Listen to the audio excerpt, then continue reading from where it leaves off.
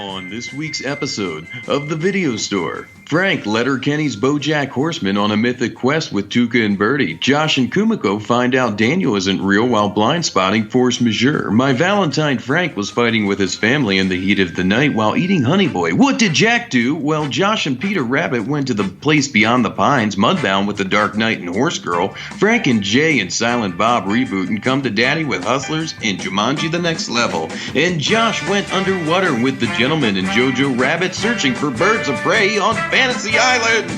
Rico Kikuchi!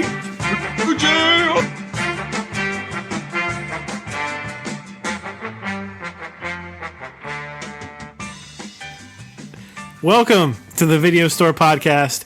We are here to discuss movies, TV shows, and everything else that we've watched, digital, disc, streaming, and in theaters. My name's Frank. Who am I? That is the one-armed bandit, Josh. How's it going, man? Well, as you know, Frank, I have a broken hand. Yeah, we were... Hockey hard. We were on injured reserve for a while, but we're back. Hopefully, we can have like a weekly episode. We'll see. We've been just doing random ones. We have a lot to discuss, though, a lot to catch up on. So let's real quick start the show off with thoughts and trailers. Thoughts and trailers. Brought to you by I Didn't Come Up With Anything. Fair. Just okay. keeping the continuity, baby. Keeping the continuity. All right, Stranger Things teaser came out. The teaser. What did you think, Frank? Did you see it at all? I didn't see it, but you know, I was a Hopper Lives person. So okay, really? See, I thought he was dead. I mean, that was a pretty large explosion. A lot of things happened. Can't wait to find out a little bit more about that story. But as you know, Hopper is alive. He's alive. It's a weird thing. You think this is a misstep? I mean, they could have hung on to this for a little bit. It would have been nice. Oh, the great reveal? Yeah, they could have faked you out for a while. Yeah, I agree. It is. They did just give us a free cookie and then just gave us a whole bunch more cookies. Yeah, at this point, man, I'm in. Until Stranger Things though. like completely disappoints me, I'm gonna watch the fucking show anyway. So absolutely, why not? Because it's what we do. The soundtracks are great. The kids, I want to see how they keep dressing until they have like 5 o'clock shadows and shit. They're still dressing in like 10-year-old clothes. Yeah, to shave Finn Wolfhard's beard like every 5 minutes. Like, hey, what are you doing? Speaking of streaming television programs, let's spend some TV time, and this is going to be dominated by me, unfortunately, for the listeners. Dominator, the Frank is the dominator. Yeah, so before Josh was breaking his limbs, I had a couple sick days and decided to finally check out this Letterkenny show on Hulu. There's 54 episodes. They're about 20 minutes apiece, and in about 3 weeks' time, I watched every episode, all 54 of them. All 54 of them? Yes. Letterkenny is described on IMDb as a quick-witted, fast-paced, snappy comedy about rural folks getting by in a small town. I was holding a burp while I was describing that. Yeah, if you couldn't tell. Yeah, very unique show. It gets compared to It's Always Sunny a lot. I feel like it's more of a Canadian Dukes of Hazzard, but without the racism. And it's like low-key a woke show, but the thing I like the most about it is that like all the characters look out for each other. Where It's Always Sunny, they're constantly trying to undermine each other. These characters care about each other, and it creates a support group. Yeah, and there's a moral guideline throughout the show. It's full of inside jokes. I couldn't even we could spend a whole podcast, multiple podcasts talking about it, but. If you're like me and you heard about the show with your friends just referencing it and being annoying and doing all the inside jokes, watch it. It's really as good as the hype, and I'm glad I finally checked it out. Okay. All right. I've seen a couple episodes. Of course, I play hockey, so I hear about it all the time. Yeah, it's super bingeable, dude. It has its own language, which is cool, and you'll find yourself... Don't do what I did, which is watch it and then... talk to people at work about it and what the fuck are you talking about? I'm not going to do that. It's one of those shows where you'll start referencing it and saying some of the catchphrases and shit. But yeah, it's really good. It's on Hulu. Okay. All right. Also finished up Bojack Horseman. They released the second part of the final season. And have you watched any Bojack, Josh? I've watched a few episodes to like fall asleep, just because Will Arnett's voice is so dreamy. Interesting. I feel like this is your kind of show because dark sense of humor. It slowly gets more and more personal and more dramatic and cuts pretty deep in the end. And I thought they stuck the landing. So if you're, a fan of the show already, definitely check out the final season. But I think it's definitely, worth getting into. This one has 77 episodes. It's a Netflix exclusive. It's like about 20 some minutes each episode. And I thought it was very good. One of the best series of the past, 10 years or so. It's I'll give you the IMDb description of this one too. I'll give you the IMDb. Bojack Horseman is the star of the hit television show Horsing Around in the 80s and 90s, but now he's washed up, living in Hollywood and complaining about everything and wearing colorful sweaters. So if that doesn't entice you, I don't know what will. It is funny. I got nothing wrong with it. Just, for some reason, I like to save a few gems. I like to keep a few in the pocket for those days where it's like, fuck, I have nothing. Oh, I agree with you. Because at this point, I'm just like, I'm not a huge TV fan because I don't want to start something until I've heard from other people that it's really good. Gently. So I really just like take a chance on a show. But all my shows are leftovers. All my shows are ending. Finally, I did check out a new show. Have you heard of this one, Josh? Mythic Quest, Raven's Banquet? Why is that? Mythic Quest sounds familiar. The rest of it, no. So I'm going to go with no. We'll just call it Mythic Quest. I don't know why it has a super long title. This is created by Charlie Day, Rob McElhenney from It's Always Sunny, and Megan Gantz. It's an Apple Plus show, Apple TV Plus.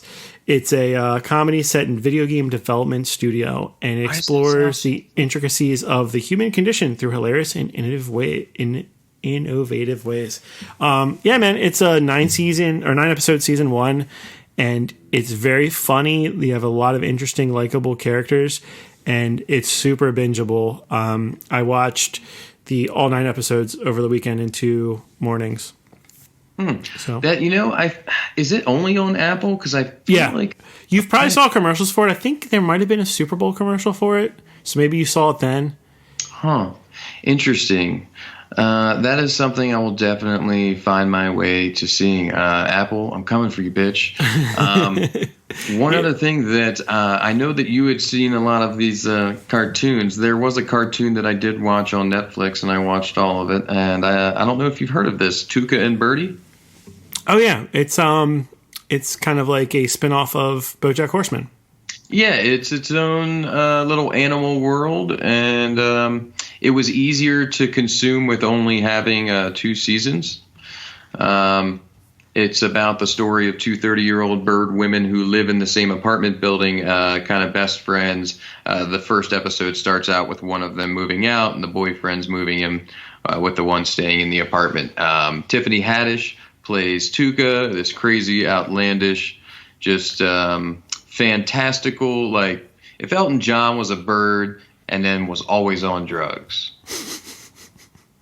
I feel, that's a good way to go. And then Ali Wong plays the more self-anxiety filled, unsure of decisions, procrastination, all these kind of things. It has a lot of extreme adult themes. Tackle some women's subjects, of course, at points. I think Tiffany Haddish, it's really hard not to see her, when you hear her voice, just because she's so polarizing with her voice, as in anything I've heard her in, Night School and all that stuff. But it's a cute show, and I think a good time filler. Definitely a mature show, so if it leads you off guard with the cute, colorful birds, realize it is not that. There are birds that fuck in this show, so I would not recommend it for the much younger audience. Oh yeah, where BoJack dealt with very serious adult subjects. It's funny how I would always say BoJack is like a show about a cartoon horse, deals with like the family issues, depression, and anxiety better than like any other TV show. So I'm not surprised. I know, it's interesting, right? Well, I think it's because you can bring a lot of metaphors and actualize them visually, and it's a lot easier to bring some of those notes together to send a message. Yeah, agreed. And I'm a big fan of Ali Wong. I didn't realize she was one of the voice actors in this, so I'm interested in checking that out. That is correct. There is a bunch of people that show up. Stephen Yeun, Glenn from The Walking Dead, plays Speckles, the boyfriend that moved in. So he's always really fun. And Reggie Watts, if you're familiar with The Late Late Show or any of his comedic work. Oh, yeah, I dig Reggie Watts. That's cool. And so circling back on Mythic Quest real quick, I just got through the description. It's a workplace comedy. It has like half a dozen really likable characters and definitely like hits the ground with a nice rhythm, and you get the show right away. So I thought it was really funny. Thought it was like very watchable. I know some people compare it to Silicon Valley, where like this tackles the gamer culture, which is interesting that as popular as video game, like I was gonna say, as popular as video games are, there's only been a couple things that have really tried to describe and portray like the creation, the process of that. And, dude, this is the next $1 million show, and I'm saying it here first. I'm going to give it away for free. Here, you're welcome. You make a show about people with their own streaming service. Like a Netflix show. Yeah. Why has Netflix not made a show about Netflix? Exactly. That's the most Netflix thing to do. I know, dude. It's gonna happen. Dude, I just unleashed $1 million. We'll bleep this out and then we'll write it. Yeah, and then this part is patented. Beep. Mm-hmm. Moving on, Josh, let's talk about the flicks we've picked over the last few weeks. And we're going to try something new. You guys might not even notice this, but we're going to group them by how we saw them. Even though I see you put the Dark Knight there, I'm going to just move that. Man, I don't even know what any of that means. We're going to group them by streaming services. I don't know if you noticed what I was doing there. And checking the notes, you haven't really destroyed them too much. So you destroyed. I'll lead off on Kanopy, which is one of the 2 streaming services that I'll mention that is available free with most library cards. I checked out Kumiko, the Treasure Hunter. It's a 2014 film starring Rinko Kikuchi. Have you heard of this one, Josh? No. Okay. So frustrated with her mundane life, a Tokyo office worker becomes obsessed with a fictional movie that she mistakes for a documentary. That movie is Fargo. So she's fixated on the scene in Fargo where Steve Buscemi buries like cash. I don't know if you remember, like off the highway. He like buries it in the snow. I don't know how the last time you saw Fargo, if you remember it. I remember he shoved the dude in a wood chipper. Yeah. So Rinko Kikuchi, who's one of my favorite actresses, it's pretty much her show, or the movie like rests on her shoulders. I thought it was a pretty interesting idea. She has this mundane lifestyle, doesn't really like her job, she's a loner, and she gets so inspired by seeing this, what she thinks is found footage documentary, which instead it's Fargo. She visits America, so it's very much like a fish out of water, and receives the help of a police officer. And it's very much like a dreamer's movie, just like someone breaking out of their shell. And I thought it was really unique and really cool, so definitely something I would highly recommend. And in addition to being on Kanopy, you can rent it digitally other places. But yeah, it's a really cool one. And then over on Hoopla, which is the other streaming services that's absolutely free if you're a member of a library that participates in this. And Hoopla has like audiobooks, music, and movies. I checked out Daniel Isn't Real. Have you heard of this one? Sounds familiar, but yeah, it was pretty hyped up indie horror movie, like pretty psychedelic horror movie about a troubled. Oh, right, yeah, the Mandy people. I don't know if maybe some of the Mandy people were involved, but if you like Mandy, you'll probably dig this. It's about a troubled college freshman, Luke. He suffers a violent family trauma, and it resurrects his childhood imaginary friend Daniel to help him cope. So it's one of those horror movies that's you're trying to guess, like, is this in this person's head, or is there like something supernatural happening? I thought the performances were really cool. I appreciate like when a director, you can tell, is very confident in the idea, and all the actors like were very into the performances, if that makes sense. Like everyone knew what they were trying to make, and they just went all in on it. And it's a pretty, out there idea. And I thought most of it landed. There was some like pushback on the portrayal of like some mental health issues, but I didn't really see it that way. I thought it was just a really good indie horror movie with some impressive production, like the creatures and the like set design and set pieces of the movie are really cool, and it all worked for me. It was a really cool 96 minutes, this creepy, fucked up movie that I really enjoyed. Nice. And I will keep talking. Well, this is one we've both seen. This is you did this to yourself. I did. You didn't think about this, did you? Well, no. So this month I've been trying to watch in honor of Black History Month some movies that talk about the African American experience specifically, and finally checked out Blindspotting, which is a movie you loved and was on your top 5, I think, of 2018. Yeah. Yeah. This one's on HBO Go right now. It's I'll give you the description here. Colin must make it through the final 3 days of his probation for a chance at a new beginning.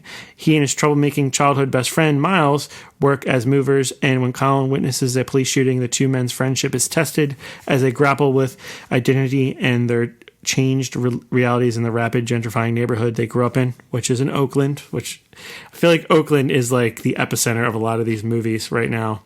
Yeah, it's fair because cities are changing. They had these identities. I feel like I've watched like 6 movies about Oakland in the past 2 years. Oakland represent. And it's very much about the differences. The main character Colin is a black man, and his friend Miles is a white guy, and they live almost identical lives, and it really portrays how Colin is constantly instigating things and pushing people and pushing the limit, but he gets a pass, or he has definitely a longer leash because he's a white dude.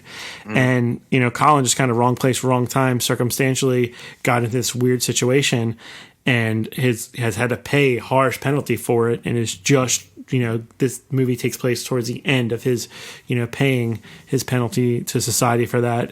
And very interesting. The third act, and the one scene with Ethan Embry especially, it just changes the genre of the film. It's insane, right? Yeah. How do you feel about that? It's pretty jarring. It kind of took me out of the film for a second, which is usually not a good thing. But overall, I thought Blindspotting is a good movie, and definitely something people should check out, because I feel like it comes from an honest place. It seemed very personal. I don't know much about the director Carlos Estrada or the writers, but I think the writers were actually the co-stars in the movie, if I'm correct. No, that I would believe it because so Miles, he's David Diggs, he's in a rap group. You can find the stuff. Yeah, David Diggs and Rafael Castle plays Miles, and David Diggs plays Colin. Yeah, they were the writers and the stars of this. So yeah, so you can find some of his rap. It's not bad. He writes some pretty good shit. Did you by chance you remember David Diggs when he showed up in the one with Jake Gyllenhaal, the horror movie Velvet Buzzsaw? Yeah. Yeah, well, retroactively, I was like, oh, this guy looks familiar. Because I saw Velvet Buzzsaw first. But yeah, it's a very unique indie movie, and I like the energy of it, and I thought it was very wasn't original. Exploitive or any of that. No. Just took a really good approach to this topic, and it had a lot of soul in the movie, and you can kind of feel that. You can feel the emotion that came from them people making it. Yeah, it was very unique. It kind of reminded me of early Spike Lee stuff. You know what I mean? Absolutely. No, it's definitely fair. Yeah, so if you still haven't watched it, check it out, bitch. Yep, and that one's on HBO Go. HBO Hub. Okay. And then on Hulu, I checked out, this kind of was serendipitous. I checked out Force Majeure, which is a French film. Majeure. Which is now, it's been remade. It's that new Will Ferrell, Julia Louis-Dreyfus movie. It's called Downhill. Have you seen the previews for that? They're also old. It's a ski movie, yeah. So Force Majeure is a French film about a couple that's holidaying in the French Alps, and their Swedish family. They deal with an act of cowardlessness as the husband basically. Cowardlessness? Yeah, they're out on this patio, and they're constantly blowing up the mountain to adjust the ski slopes, which I guess we need to make out step out, which is fairly common, and there's an avalanche, and the husband just runs off, grabs his phone, leaves his wife and kid behind. and this causes some issues with the family, and then also the fact that he won't like fess up to it is interesting. Like, he wouldn't admit, like, there was some, argument whether or not he did, like, he ran off. And, the wife dealing with the fallout of that, and the family, and the kids dealing with the husband and the wife arguing. It's really good. It's, That sounds not Will Ferrell-y at all. No, I didn't watch the Will Ferrell one. I watched the original. No, but I mean, like, yeah. Is the new version supposed to be as serious? Nah, dude, the trailer for the new one looks very... like comedic, like lighthearted. Yeah, they Americanized the shit out of this one. So I appreciate this because this is very much from the French perspective, and they held that down. Yeah, they're trying to dissect the like gender roles in the in the husband wife and the family culture. So yeah. I thought it was very interesting. And then also Christopher Heavju, he's in both films. He plays the brother of the guy who ran away. He's the ginger wildling from Game of Thrones. The big ginger guy. Yeah. So it's cool to see him. And he also, he rocks the beard and the hair. So I guess he's just going to be himself in movies. Like, he's not going to. Oh, fuck yeah. Look, he's a character act. Like, that is him. Yeah, he's really good in it too. I thought the acting was fantastic, and Game of Thrones gave him some fucking epic depth. Yeah, this was an excellent movie. I could see why they wanted to remake it because it was just like a genius script and very well directed and acted. Let's shit all over it with America. Yeah. So to be fair, I haven't seen Downhill yet. Will Ferrell's in shit, eat some hot dogs. I haven't seen Downhill yet, so I can't judge it. And I do love Julia Louis-Dreyfus. Fuck yeah! But I'll highly recommend Force Majeure. Just watch some films with subtitles. Watch some Major Force. Yeah, watch some Major Force. Also on Hulu was their big Valentine's Day release, My Valentine. Oh, that's so sweet. I don't know if you're aware of this, but Blumhouse has this like series Into the Dark where they do horror movies. It's like they're about an hour to hour and a half a piece. Do you know about these? No, but is it something like, remember Blockbuster always would release I wasn't American Horror Story, but remember the horror shit, Masters of Horror? Masters of Horror and like the 8 films to die for or whatever every year. Right. Yeah. Kind of like that shit. And very similar to that. Platform. Yeah, it's like a lot of up and coming actors, directors. Okay. It's good for them to get platforms. Yeah. And I'll give weird horror movies a chance. And the latest one is My Valentine. It came out. My Valentine. Thank you. It came out the day before Valentine's Day. And this one, it's very Black Mirror-esque. True love strikes twice is the tagline in this. True love strikes twice. A pop singer's artistic identity is stolen by her ex-boyfriend / manager. It's stolen. And shamelessly pasted onto his new girlfriend / protege. Locked together. Protege. Stop. Just stop. Locked together late one night in a concert venue. It's like a club, like a club we would go to. Sure. Like a dirty rock club. The three reconcile emotional abuses of the past until things turn violent. So basically, there was this pop star who went away, and her boyfriend just basically found someone that kind of looked like her, repackaged her, and just rebranded her as the singer. And the movie, like as the same person? As the same person. Yeah. Oh my and God, so the original girl goes back. I guess she's found enough strength and courage to go and play her songs. And there's like this group of fans that are like, fuck you, you're fake, because they just totally take the bait with the new one. Right. And then the boyfriend shows up, and it's very sadistic, mind controlling. Like it deals with toxic relationships and trying to overcome like a bully. I've seen enough of those. Yeah. I thought it was pretty cool. On entertainment value, it's worth a watch. I don't think it landed everything it wanted to. It's definitely a movie where I feel like they were trying to do something they just didn't have the talent to pull off, if that makes sense. It's going to happen when you have these up-and-comers and these initial starters. If they even hit some of the notes and made something that was partially watchable, that's usually more impressive than anything, considering there's a lot of trash that gets put out there. Like, look at my fantastic horror movie. And it's like just garbage. Exactly. And it's put up by Blumhouse, who makes usually pretty entertaining garbage, stuff that's forgettable, fun. You roll your eyes, you laugh at it, and you can enjoy it. And that's kind of like what this was. Fair enough. Cool. Fortunately, something we both watched. You God. first. I finally checked out Fighting with My Family, which is on Hulu and Amazon Prime. Yeah. What'd you think?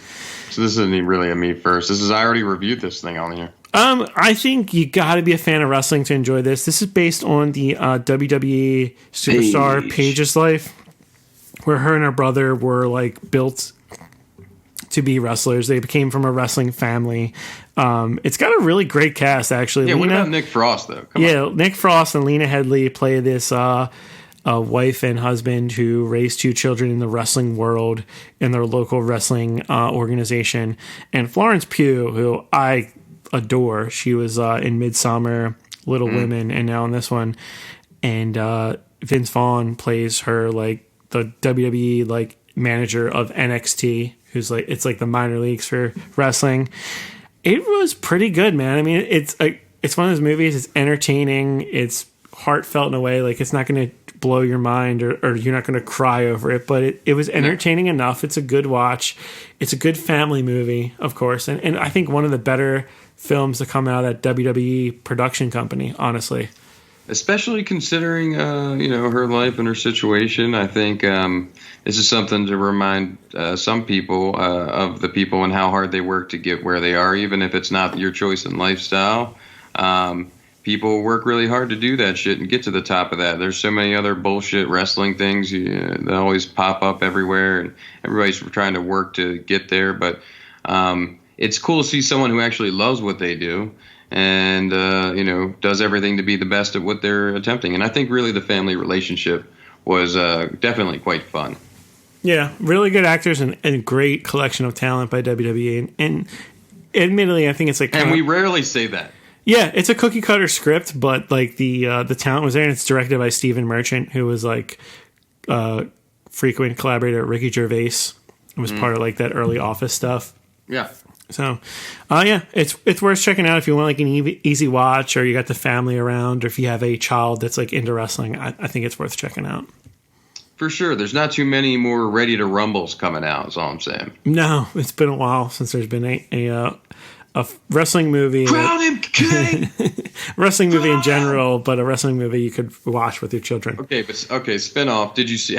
You've seen Ready to Rumble, right? Like, yeah, this has actually come up. The second time this movie has come up this week, which is weird. I saw Ready to Rumble. It's ridiculous. It's so good, though. In the WCW, they let it's not David. Yeah, David Arquette. I watched the whole storyline. David Arquette fought as the Law. And he like won the championship in the actual WCW. Yeah, it's so stupid. I watched the fucking. I looked at the whole story at one point. It was so great. But James Caan and David Arquette. This is David Arquette at his best right here. This is not James Caan. It was his Scott Caan. Sorry, Scott Caan. How dare you? I had a feeling. Fuck you. It's his son. Fuck you. Yeah. Shifting gears to a little more serious stuff. Also on Amazon Prime. And again, Black History Month. I am familiar with Sidney Poitier, but I had never watched any of his films. And I was searching for something to watch last Sunday. And I checked out In the Heat of the Night. Have you heard of this one, Josh?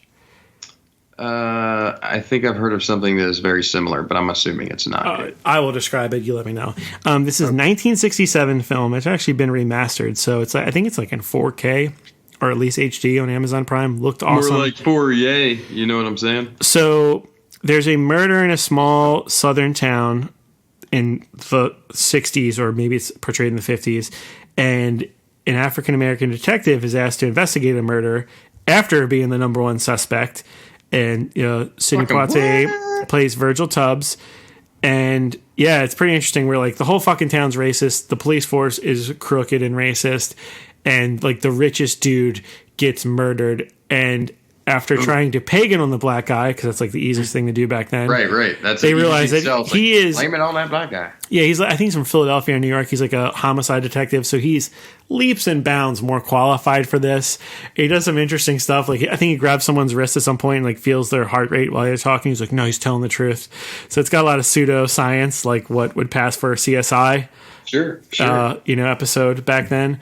But yeah, it's really good. Stuff. And it definitely gave me like just a small glimpse of like why Sidney Poitier is like considered such a great actor, because he carries this movie, and for a film that's like fucking 40, 50 years old at this point, like held firm. It's it's entertaining by the performance, and that's why I like to go back and a couple decades sometimes just check out those movies, and just really great acting holds up with a really great story.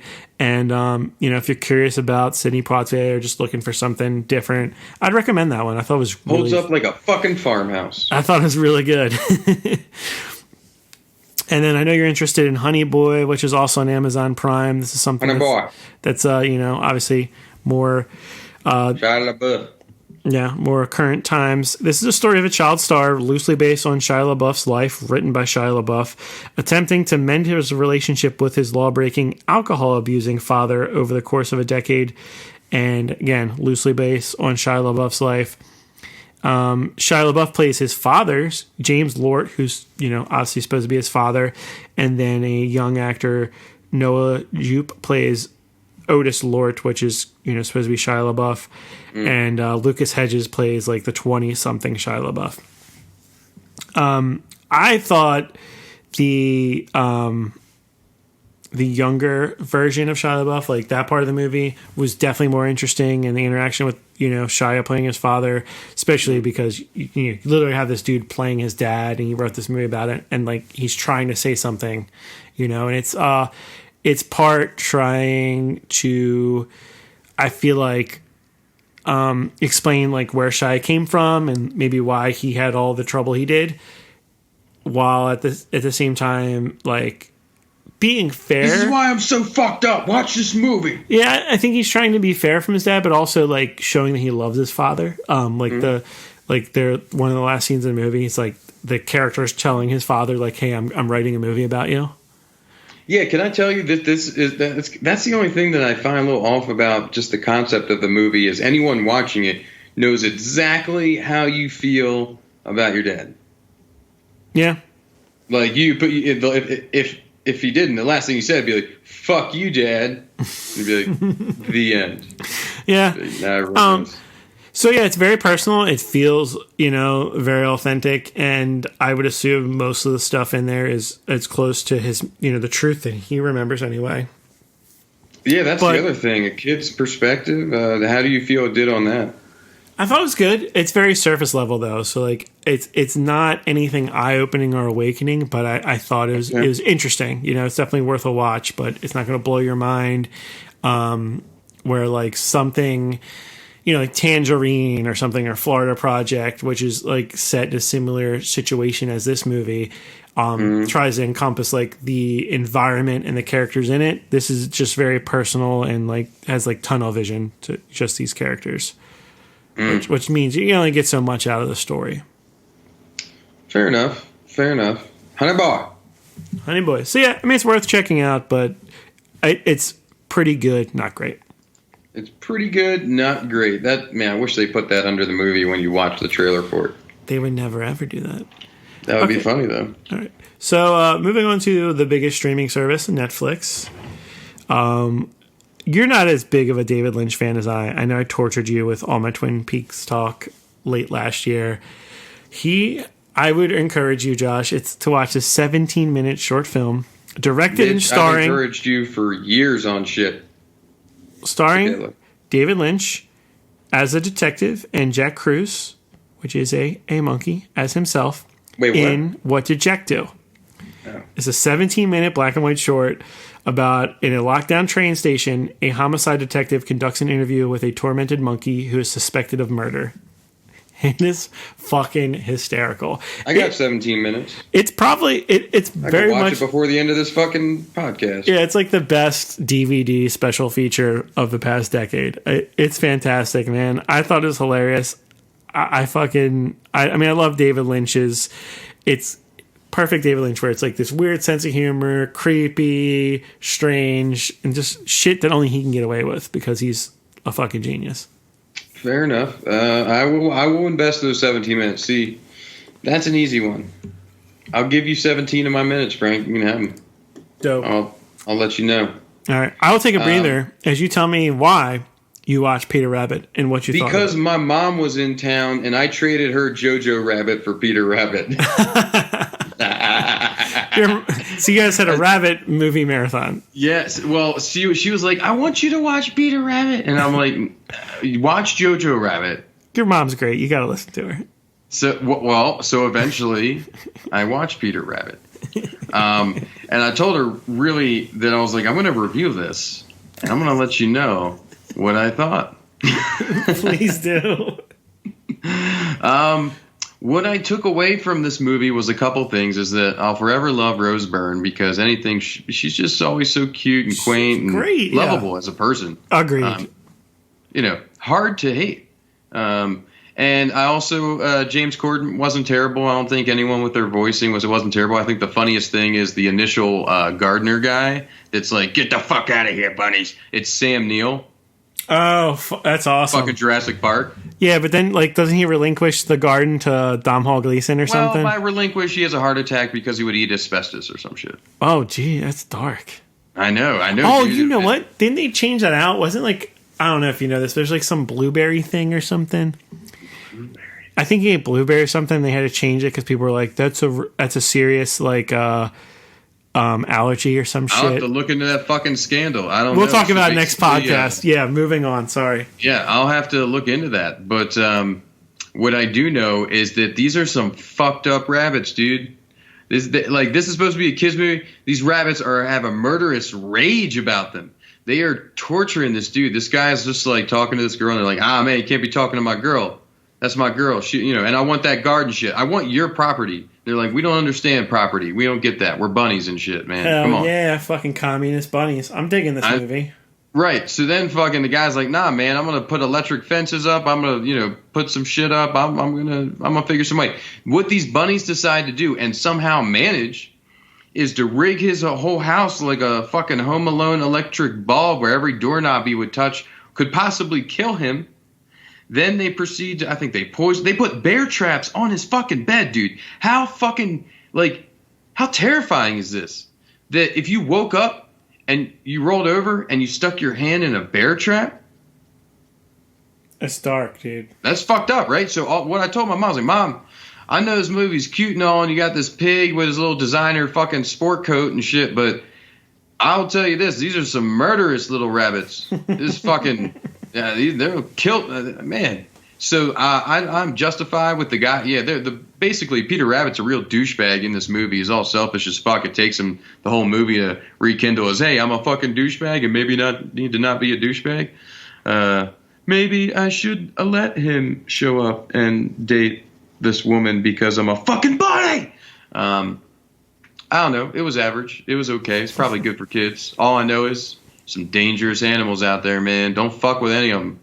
You see the next bunny you see, turn the other way. Turn around. Go another direction. Don't fuck with bunnies. You might get bear trapped. I like That's all I'm saying. I like it. Okay. So we both... Wash my fucking hands of this. At some point have watched The Place Beyond the Pines. Yeah, I did it at the place a long time ago. Yeah, man. What an epic. At least this film tried to be epic. The quote and tagline is, if you ride like lightning, you're going to crash like thunder, Josh. Wait, what? That is the tagline. Can you deliver it in your if you ride like lightning, you're going to crash like thunder. Can you slow it down a bit more, though? If you ride like lightning, you're gonna crash like thunder. Okay, now say it in your best cool voice. No. Oh. Okay, so a motorcycle stunt rider considers committing a crime in order to provide for his wife, not true, baby mama, and child. An act that puts him on a collision course with a cop turned politician, which is also very confusing. This movie is confusing. It's like 3 movies in one. You have the Ryan Gosling as the aforementioned stunt motorcyclist who goes around on tours. He's kind of like a carny. And he's doing his annual tour.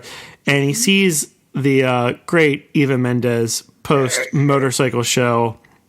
And she's kind of cold to him. And he goes, visits her, and finds out he has a son that she didn't tell him about because she didn't want this fucking motorcycling tourist fucking gypsy guy to, carny guy to try to raise her kid because she didn't think he was Who the dad fuck are you, gypsy carny guy? material. But you're beautiful. Yeah, he's beautiful. They're all beautiful. A lot of beautiful people in this movie. That's a smart thing to do, though. Just have a beautiful child and run away. Yeah. So he says, I'm going to get my shit together. And by that, he's going to get together with Bruce Greenwood. No, not Bruce Greenwood. That's a different character. Fuck, I forget who the guy was. But he gets together with his buddy, and he decides he's going to rob banks. Yeah. Yeah. Fuck yeah, why not? Ben Mendelsohn is who he gets together with. And he basically jumps in a bank, screams some shit, throws some money in a bag, drives off his motorcycle. Like a badass. All goes well. But something happens, and we get introduced to Bradley Cooper's character, Avery Cross, who becomes a hero cop. And that's at about hour 45 minutes into the movie. You get this Bradley Cooper storyline. That dominates. Hey, by the way, Bradley Cooper is also in this movie. Yeah, and he tries to be a good guy cop. I mean, he's like Serpico, but without the fucking beard and the coolness. He's like lame Serpico.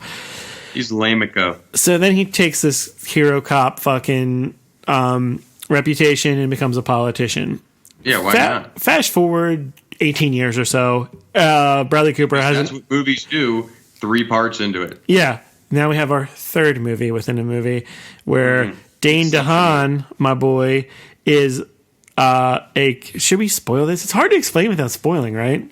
I mean, I don't think you have to go super far, but you could talk about the relationships. I'll try to walk around it. So in the third part, Dane DeHaan plays a character related to all this, and then his relationship to the previous 2 movies that you watched are the third and final part of this.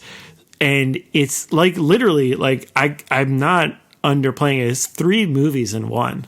Like, and the longest part is the Gosling movie, and it's completely different than the second and third movie. It's wild. I really thought it was possibly 3 movies that I watched, and I just wasn't really sure. Mm-hmm. I do remember that. It's crazy. How do you fit this much movie into a movie?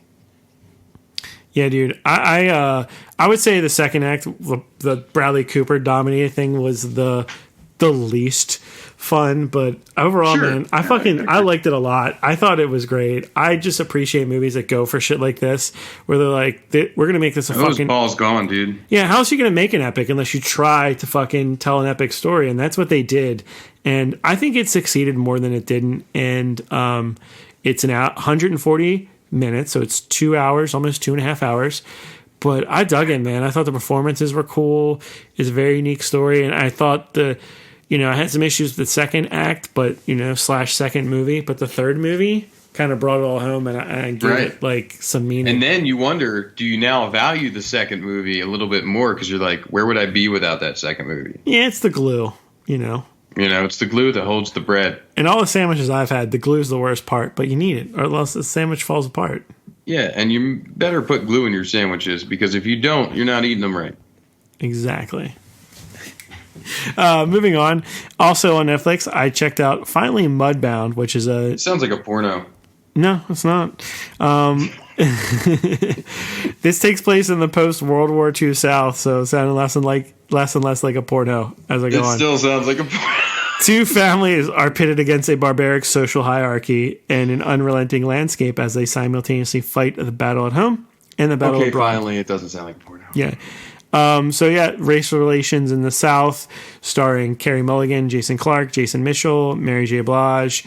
It's you see like the white privilege, post World War II. So this is like late 40s, maybe. I don't think it gets to the early 50s. Just how, and it has like a little written part in the beginning, like, although slavery is technically over, the fall right. Gives you the premise is race, racism is not dead, although things and laws have been passed. The tensions are still extremely high. Exactly. And even though like this one kid who fights in the war comes back, no, he's still treated subhuman, and I believe it's Alabama because of the color of his skin. Right, they don't care. But can I say one thing about that? Is that was the one interesting thing I always found about war that I found would, mind you, ignorantly from what I gather, that the race barriers break down between people at war because they're your brothers in arms, and you're out there and you're fighting for the man next to you regardless of what color of skin. And I think a lot of that flows away when you're just on the same team, and you spend a lot of time with people. And, unfortunately that same thing doesn't happen all the time where they come back together when they get individualized, and the same situation kind of happens again. But anyways, I'm sorry. Yeah, very much so. And they speak to that in this where so there's two families. There's the white family, which is Jason Clarke, Carey Mulligan, and then Garrett Hedlund plays the brother of Jason Clarke, and there's some underlying chemistry between him and his brother's wife, and that's a whole dynamic. But he befriends the eldest son of the black family when he comes back from war because they're both veterans, and they drink and hang out because they in the movie they portray it as these two guys have gone through something that no one else in their town or in their family can relate to, and they're working that shit out through just drinking and their bond and having someone else that's gone through that shit. So it's a slow burn at first, and this is another long movie. It's 2 hours 15 minutes. Balls. But I thought it was very well acted and came from a pure place. And, just something that is, I think, important to check out, and just a reminder of, even though we have a lot of issues, we've come farther, but you can still feel the echoes and see, of racism in this country and things that we have to face and deal with. And hopefully we keep improving and can get to a point where things are equal.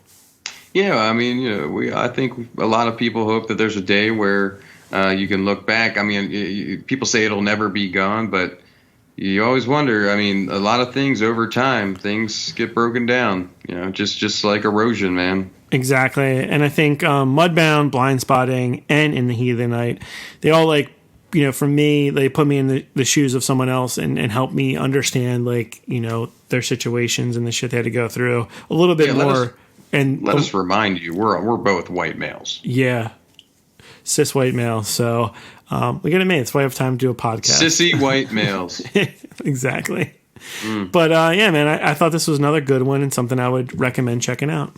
Well, as I didn't follow your theme of appreciation of a Black there's still time, man. We can do it next. There is. Yeah. Well, look, and I've spent half of my month, on medical drugs and surgery in a cast. So it's been I don't even remember half the shit I watched. I'm doing this all. I'm flying free, baby.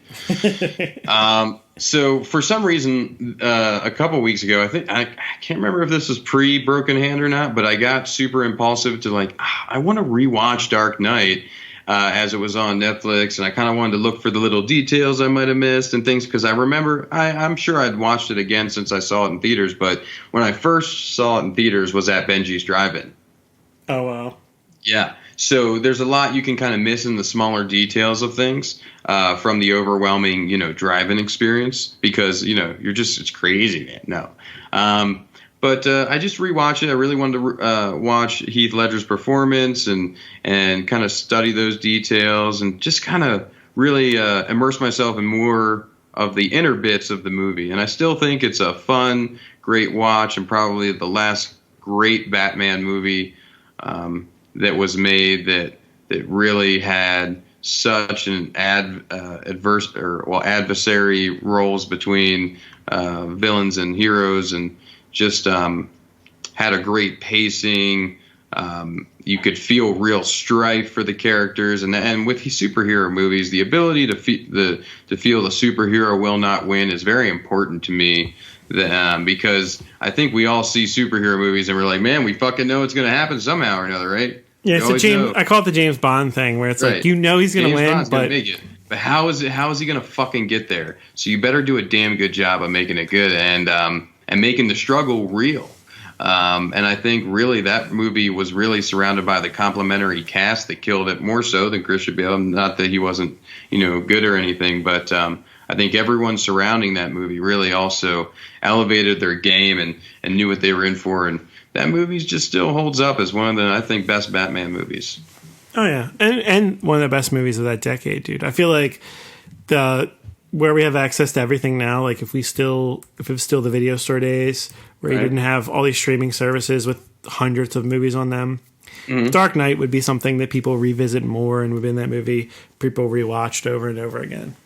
Yeah, no, it was definitely good. Aaron Eckhart, I still wondered a couple times. I was like, man, it wasn't even worth trying to save this dude. Wasn't even worth it. Well, you should have saved Rachel. He wanted to. He got tricked. Rachel! From Batman, we'll segue to Horse Girl, which is not a superhero movie. Batman the Horse Girl. Yeah. Very much not a superhero movie. This is a Netflix exclusive starring Alison Brie, who I adore and is the main reason why I watch this movie.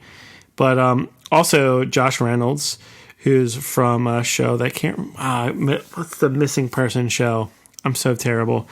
But this is an indie movie that has a really cool cast of people that I enjoy, including Molly Shannon and Jay Duplass, about a socially awkward woman with a fondness for arts and crafts, horses, and supernatural crime shows. She finds her increasingly lucid dreams trickling into her waking life. So, like Science of Sleep?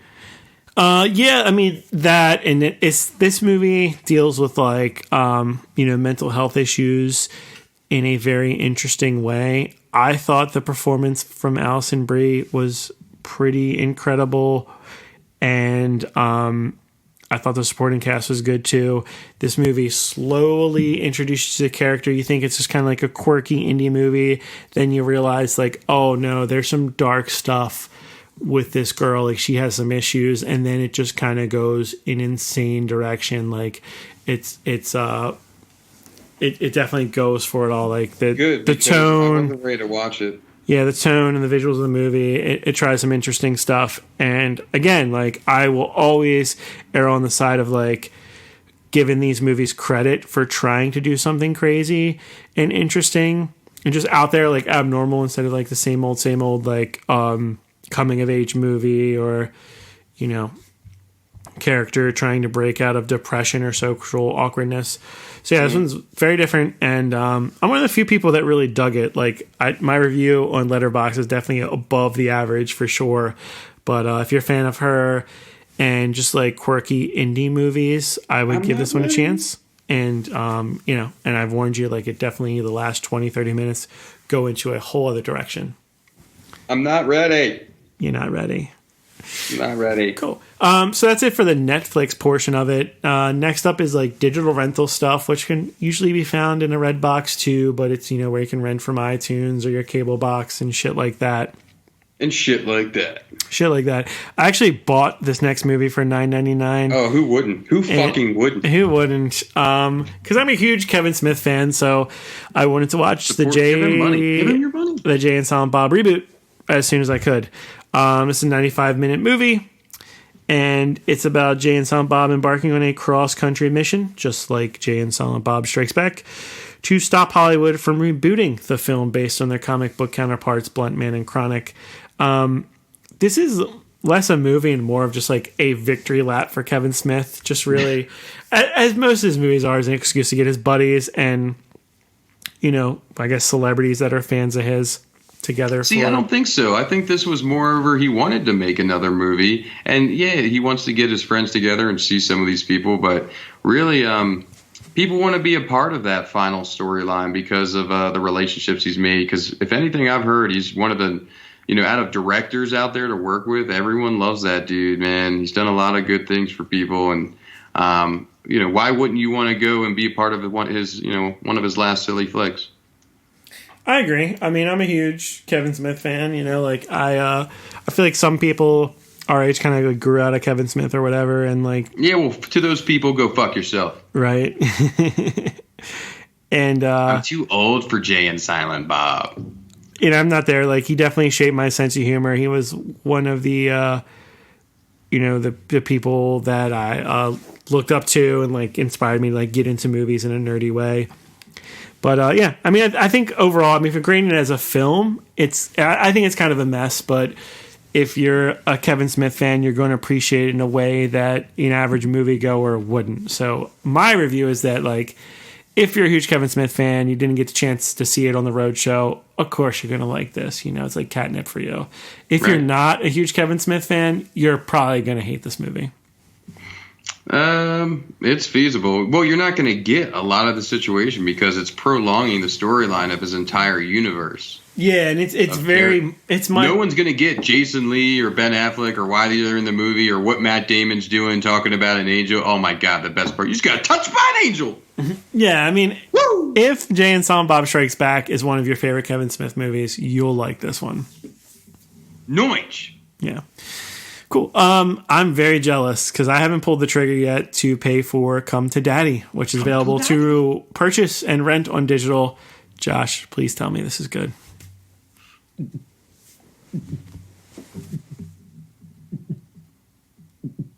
It's okay. You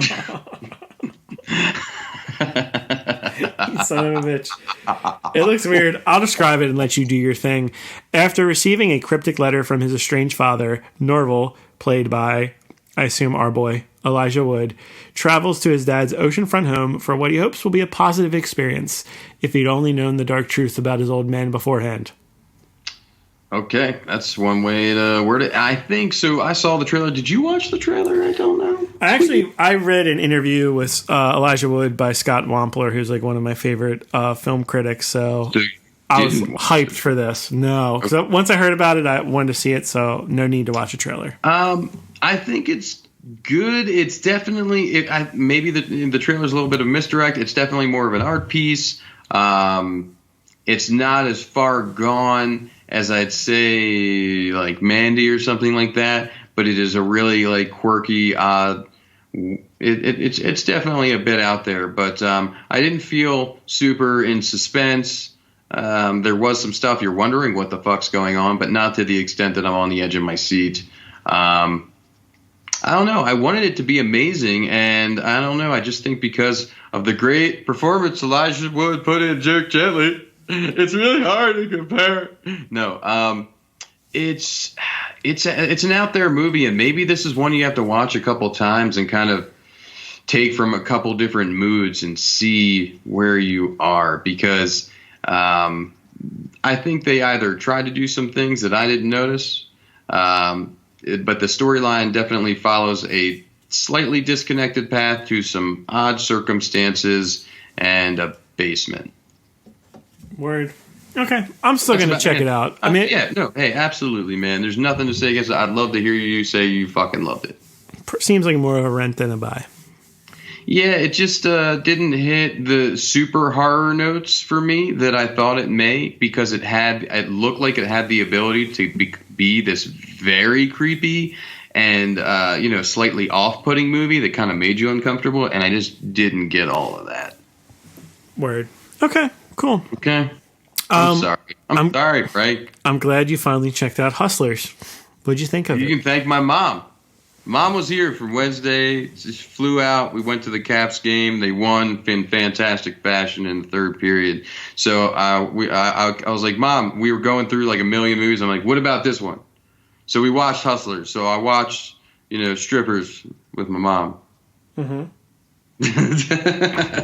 I thought Cardi B was going to be in the movie more than she was.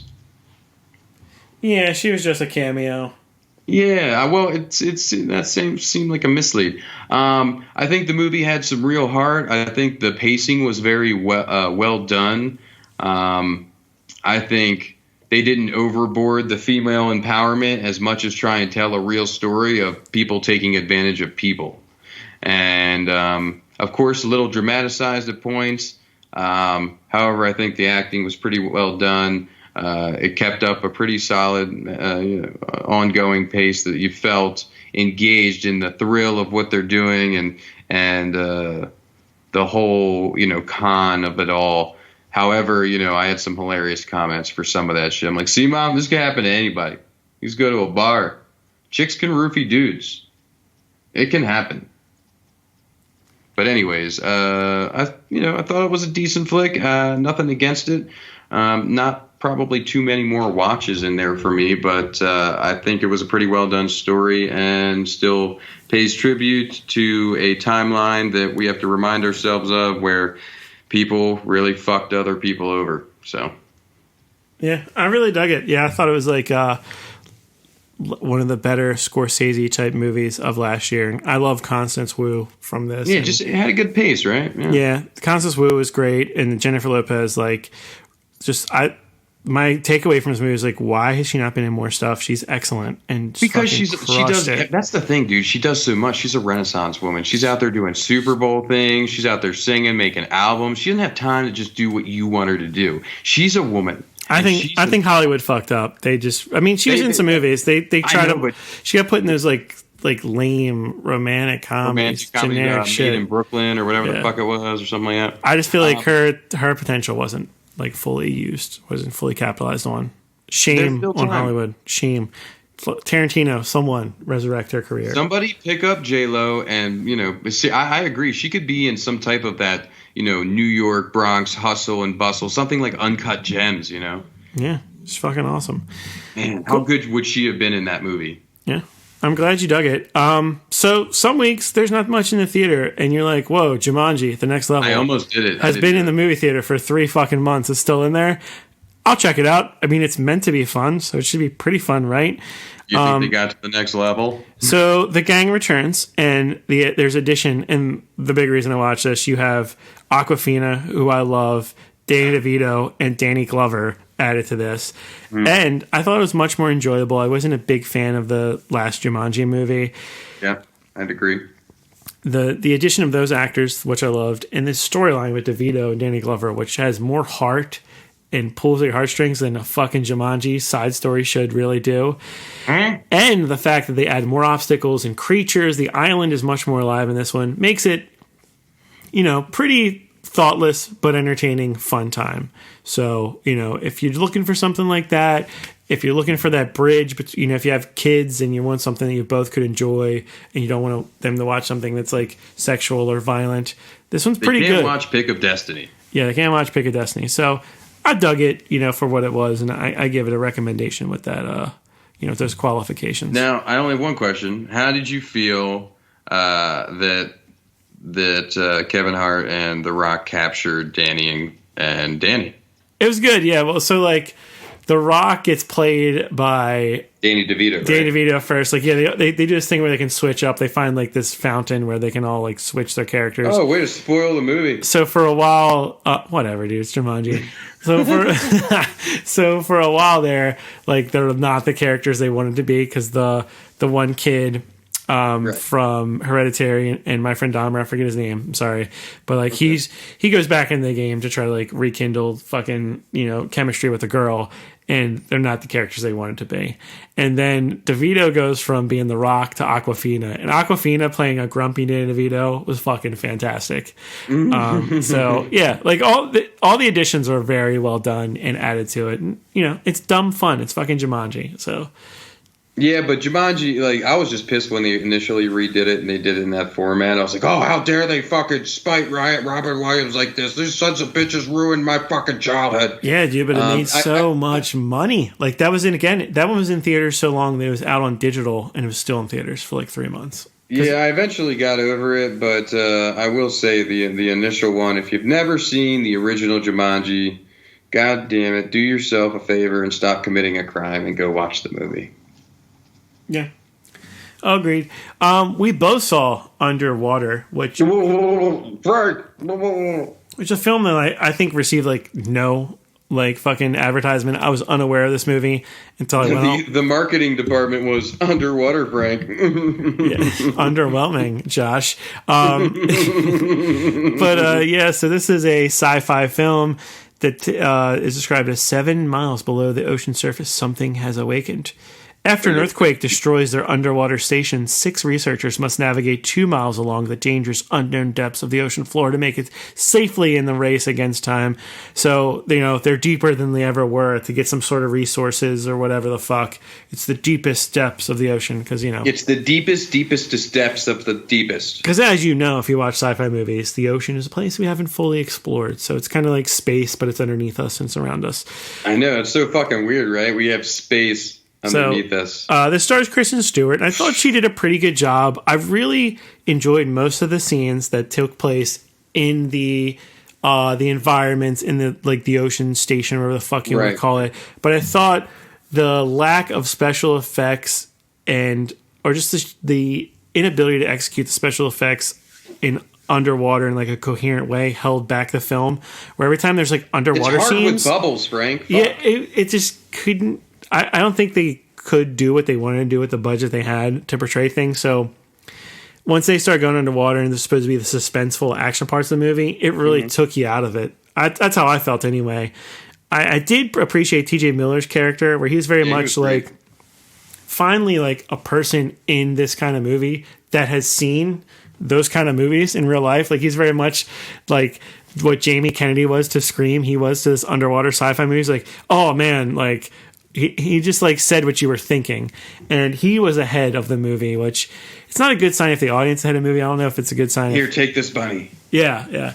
So I enjoyed him for a little bit, but I was bored. Can I say though, my favorite line of his where he's like, "Thanks, April, for volunteering." She's like, "What?" She's like, "I'm just fucking kidding." Yeah. She's like, "What?" I enjoyed him, and I think Kristen Stewart's badass, and I think she definitely. This is someone else who's like just been in bad movies. I think she could be the next Sarah Connor, like if they really did the Terminator franchise right. For sure. I think she has action movie chops, and I think she's just... I think she does too. She's just naturally interesting. I dig her. I wasn't a big Twilight fan, but her and Robert Pattinson, like, I think... Oh, you weren't? 2 very interesting actors, and I'm hoping they get some cool shit to do. Did you ever see American Ultra? Yeah. She was decent. I really dug that. That was a fun one. Yeah, she was cool in that. It's a decent movie. Yeah, it was just fun action, good stuff. Agreed. Yeah. Oh, dude, I'm really upset you're reviewing this. I almost want to take the headphones off. I almost would. I will say... I don't trust it at all. The Gentleman is Guy Ritchie returned to form, for better or for worse. And that's it. Thank you. Yeah. I mean, if you like Guy Ritchie stuff, you'll dig it. Very much like I said, like it you could convince me like this movie was from 2003. You know what I mean? It falls in line with the style and series of everything that you've ever seen Guy Ritchie as the London gangster and crime wave takes on. Something of that? Yeah. It's just like some of the jokes there's some racist jokes in there that you're like, dude, like we're past this, and like some toxic masculinity stuff that kind of hinders it from being great. But I thought it was really good. God, don't you go PC principal on Guy Ritchie right now? I'm just telling you, man. Like I can't help but just tell you what's in there. But yeah, I thought Gentleman was good. I enjoyed it. I had a good time. But there was a couple cringy like moments where you're like, really, dude, are you that like tone deaf? But yeah, definitely a major improvement on Aladdin, which was dog shit. So Guy Ritchie, just stay in your lane. Wait, dude. what? Wait, Guy Ritchie did Aladdin? Yeah, man. Oh man, that's sad. I'm sorry to hear that, man. I thought, well, I guess sometimes, what if he bought something really fucked up, made a super terrible bet, something that he really fucked himself over. Madonna was just like, I'm fucking taking all the money. Something happened, and he's like, I need a paycheck, and I need one now. And they're like, Aladdin? Sold. He could have did a good job. No excuse to do a shitty job. But anyway, I think Guy Ritchie should realize this is what he is, for better or for worse, and I'm cool with that. I'm cool with checking out every 3 years one of these movies. I would do that 1,000,000% and always be happy. I mean, he's done a couple of things outside of it that were okay, but for the most part, in his realm, in his wheelhouse, he is at his best. So just do it, do what we love. Making our piece once every 4 years, do something else. But God damn it, Guy Ritchie, if you make another fucking Aladdin, I will cut you down, sir. All right, so Jojo Rabbit's in that weird thing where it's available digitally. You can rent it, and I think you can purchase it digitally, but it's also been re-released in theaters because, thankfully, fortunately, my boy Taika Waititi got Best Adapted Screenplay Oscar for Jojo Rabbit. I love this movie. What did you and your mom think of it? Okay, so just to tell you right now, so I had already watched it once, and I think something distracted me for a few minutes, and then I was like, I definitely still want to watch that again. I think it would be a perfect time to show my mom this movie, so I watched it again. Mm-hmm. It is fantastic, man. There is nothing but I'm kind of pissed at myself for it's one of those movies that you're like, why didn't I watch this sooner? Mm-hmm. And maybe then again, you never know, because you could watch something and have a poor, something going on and just not catch the same notes sometimes. Sometimes very finicky. But I will say this. So if you're not familiar with the movie, it's about a young boy in Hitler's army that finds out his mother is hiding a Jewish girl in their home. And he has his best friend, imaginary friend, Adolf Hitler, who was played by Taika Waititi. And the comedy hits so well, the emotion, the power. These boys, I loved this bromance was one of my favorite bromances of the year. Jojo and Yorkie, this was like my favorite thing ever. I'm like, dude, these kids are great. They are hilarious. And Yorkie just had such great little soft comedic notes and compliment everything. And I just thought they were so cute together and super funny. How they just were best friends going through fucking war, as little baby Nazis. Roman Griffin Davis, who played JoJo, this whole fucking movie. I mean, this kid, I don't know where he came from, but I don't think anybody could do just that. You could just give somebody lines. He really fucking killed it, man, and drove this whole story. And I think the complimentary cast was picked so perfectly. Sam Rockwell. Fucking Rebel Wilson was so adorable, where she's fucking just, okay, kid, go hug American. Yeah, I thought it was great. Yeah, Roman Griffith Davis has not really been in anything. Yeah, well, that kid has a fucking ridiculous future if he maintains that. I mean, because, kid actors, you never know. Sometimes they do a couple, they do something else, they move on with their life, whatever. Sometimes it's not the great path, but that kid's got fucking talent, dude. As does his counterpart, Thomasin McKenzie, the girl. She was in Leave No Trace. Oh my god, dude! Yeah, absolutely, which was also great. Fucking fantastic. I just think their adorable relationship from these perspectives was so interesting, and you really on a roller coaster ride throughout this movie, through the relationships, through the funny, the bad, the sad, and everything. And really, what was really interesting to me is in the first, I think, 7 minutes of the movie, my mom's like, what did the Jews think about this? And I'm like, Mom, just watch the movie.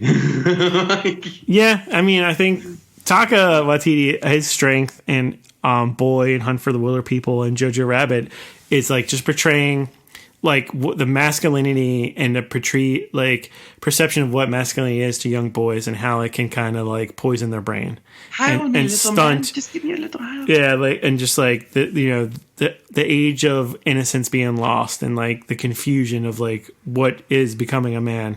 He's great at that, and I think he tackled a really tough subject, and it's almost like he handicapped himself by playing Hitler and throwing that in there and just setting the expectations for something that would be exploitive or just shot for shock value.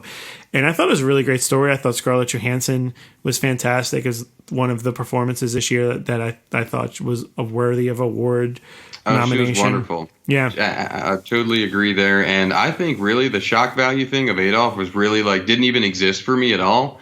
I thought he played it so perfectly that if that's what engages you to see this movie, I think once you start to watch the movie, you'll fall in love with it. And regardless of who that is, it's a kid's imaginary Hitler. It's his version of what he would make that up to be. But I agree, it tackles all of these issues of conditioning and the environment and, what that can make someone capable of. You're convincing these kids that, Jewish people have snake tails, serpent tongues, and all this stuff. And it was just, it's really about the conditioning and the environment and how you can, if that's all you ever know, who's to say it's not the truth? Agreed. And then I also saw, we'll save Birds of Prey for the last one. I just saw Fantasy Island, the latest from Blumhouse. and director Jeff Wadlow. So this guy's has an interesting career. I think you're familiar with some of these films. So his first big feature was Cry Wolf. I don't know if you remember that one. Cry_Wolf. It was like the early internet like horror movie. That come out when he worked at Blockbuster? Yeah, like 2005. Yep. Oh, I do. Orange ski mask guy. Yes, sir. So he did that. He did Never Back Down, which is like a shitty. I remember that. Like, yeah, MMA. Kick-Ass 2. Okay. Then some weird, the assassin movie, like a Kevin James assassin movie. I think it was on Netflix, The True Memories of an International Assassin. Oh, yeah, I know what you're talking about. Yeah. And then his last two movies have been Blumhouse films with Lucy Hale, Truth or Dare, which came out 2018, which I saw and was like dumb throwaway entertainment, as is Fantasy Island, which is a remake of the TV show reimagined to a horror movie where a group of contest winners arrive in an island hotel to live out their dreams only to find themselves trapped in nightmare scenarios. How was the Pena? Now, I watch this mainly because we have a rule in this podcast that we watch all Michael Pena movies. Yeah. We will always give Michael Pena a chance.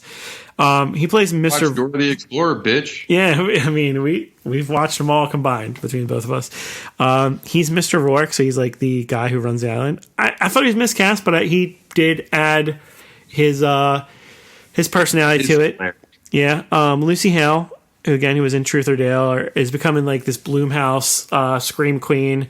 She was interesting. Maggie Q, who I assume she's like a model and actress, has been in a bunch of action movies. She was pretty interesting.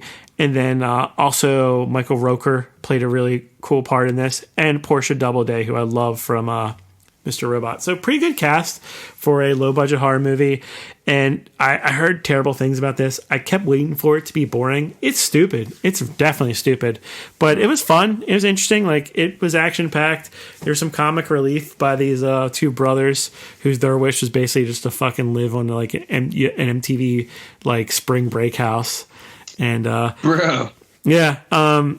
It does try to get serious with some of the characters and some storylines, and it definitely falters there. But as a piece of like throwaway junk entertainment, I had a good time with it. Okay, well, so it wasn't your fantasy to see Fantasy Island? No, sir. So let's wrap this up. This will be the final film we talk about in this episode with the recently retitled Harley Quinn and Birds of Prey. I hope they retitle it again, Birds of Prey, The Harley Quinn Experience. Yeah, it's, so this is a kind of like sequel, successor to Suicide Squad, starring Margot Robbie as Harley Quinn, with Rosie Perez, Journey Smollett-Bell, Mary Elizabeth Winstead, Ewan McGregor, and some more people. Ali Wong in it for a little bit, too. We love Ali Wong. So this is a breakup movie where you don't see the Joker, but Harley Quinn gets thrown out, and she's very much trying to find her own lot in life and recover from the breakup. Sure. What'd you think of this movie, Josh? Are you sure? What? Are you sure you want it? Yeah, man. Okay, I'll give it to you. It was weak sauce, Frank. It was a lot of weak sauce. It was like if somebody dumped 10,000 gallons of weak sauce on my head, I only had like a teaspoon of real sauce. I think they fucked up, man. I think it's very similar to the Suicide Squad storyline. I think I don't know why, if it's that Ewan McGregor's so likable or what happened here, but I think this was I don't like him as this bad guy. I don't like him as this mobster. I think it's not good.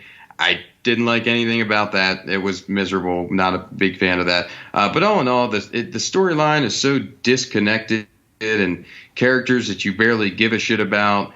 I think it was a really spoiled opportunity here to do something, and follow up their last, good movie that they did. What did we see? What did we love? Oh, yeah, Shazam. What else? Shazam was good. I was a big Aquaman fan. Yeah, no. But just weeks. I didn't find too many redeeming things beyond Margot Robbie's lovely. But and can I just say the action scenes were chopped so poorly, and the way the fight scenes were so garbage. I mean, if you watch John Wick and then you watch this, you just watched a like quality action versus something from the 80s. It's just honestly early 90s, but they just slow down the things, and somebody spins and somebody kicks some water, and it's all, they drop the camera super low. It's a hot fucking pile of garbage, Frank. I agree with you on the most part. I think the crime here and disappointment is that it was a waste of talent. Yes. With the storytelling. So I disagree with you on the fight scenes. I think really it was trash. Unfair comparison to John Wick. John Wick series is some of the best fighting coordination that we have ever seen. I was just saying on the best scale, this is on the exact opposite. I was giving you a full-on barometer. If you scale it to any of the DC or Marvel movies, I think it's some of the best fight coordination. Those movies usually suck when it comes to fights. I'm thinking Captain Marvel. I'm thinking even Avengers. The fights, the hand-to-hand combat sucks. I thought the hand-to-hand combat and the creativity of the fight scenes were cool. I thought the performances were great. I thought Margot Robbie, she's all in on this character. It reminds me of Wonder Woman, where you have the perfect casting. This person is born to play this role, and this actor is giving it their all, and it completely encapsulates this character. But everything around it just isn't up to par, and it's a fucking shame. Get the right director for this film and get someone someone who has a focus. This is such an ADD movie, starting off with the weird animation opening. But the movie goes back and forth with these timelines, and they're trying to do the unfaithful narrator thing, but just tell the story straight up. At all. Yeah. And you already got over with the sloppy introduction of Harley Quinn in Suicide Squad, and the origin story can be a real hindrance with these comic book movies, these superhero movies, and you're going to try to introduce 6 fucking characters in this, that was a misfire. Oh my god! Even with completely unrelated storylines. I mean, just look at the title: "Birds of Prey" and the fantabulous emancipation of one Harley Quinn. That is what the movie is. It's just too much. It's too much. It's unorganized and loss of focus, just like the fucking title of the movie. So it's really the perfect title for it, because you're like, what is it? And that's what I felt like watching the movie. They're praying. They're prey birds. They're praying birds. It's a couple of doves. I thought Rosie Perez was great. I thought Margot Robbie was great. Mary Elizabeth Winstead, she did what she could. And Ewan McGregor was hamming it up in a very Joker-ish type character, which I didn't understand why. It was weird, dude. Yeah. I don't know. And I just rewatched Dr. Sleep, so it was kind of hard to watch him do this. Yeah, I just feel like there's a lot of other people. Ewan McGregor's such a likable guy. I thought all the actors gave good performances. If the fucking movie was just put in chronological order, it'd probably been a lot more enjoyable. Possibly, and I was totally prepared to turn my brain off. And I know a lot of people love this movie. It's like what I felt of Aquaman, and I guess everyone's trashy favorites are going to vary. And some people really loved it as a girl power movie, and yes. Can I tell you I wanted to love the movie? Me too, dude. I just couldn't dig it, and I saw it in a Dolby theater with the best sound and screen in my fucking area, and it popped. It looked cool. It was fun in moments, but just the sum of the parts didn't create something coherent or as good as it could be. It was a letdown. I love Ramona Flowers. Yeah. Yeah, so, I don't know, man. It was maybe it needs a rewatch for me. All I know is just the disconnection of storylines and the way things were handled. It was funky, dude. If anything, the little thief girl was pretty fun and enjoyable, and they had some moments, and there's nothing against the acting. It's just the movie was kind of chopped together a bit, not well, and I don't know. It was rough. It's frustrating. Like I said, we wanted to watch the movie. We wanted it to be something cool and original, and the recipe was there. It was just not done properly. Maybe we need a fucking Schumacher or a fucking Tim Burton on this bitch or some shit. It did remind a lot of people of those lighter Batmans, like the Schumacher. Right. What if that's what this movie needs? What if that's what they need? No, I think it needs someone that loves the source material. All right. Well, that's our podcast. A little longer than usual, but we're pretty caught up, and hopefully we'll be happy and healthy and more on schedule. 6 to 8 weeks, Frank. Dope. Well, Thanks for listening. Heal up, Josh. Yeah, I'm going to make that happen. All right. Make it happen overnight. Just boom. Magic medical healing powers, baby. Bye-bye. Bye.